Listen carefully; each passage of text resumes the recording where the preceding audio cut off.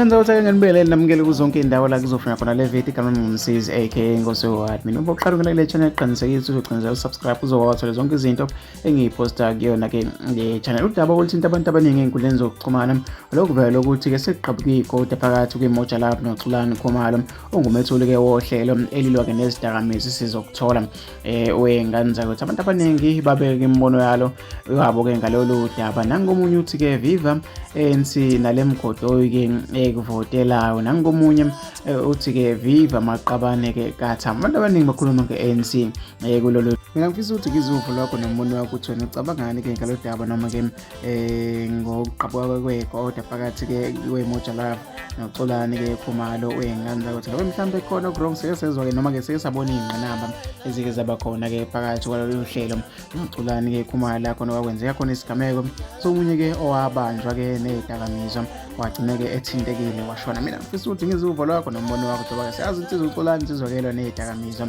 la ke eNingizimu Afrika. Mina ke sengiphuma kahle ake ngizuve lokho nombono wakho ukuthi wena ucabangani ngalolu daba.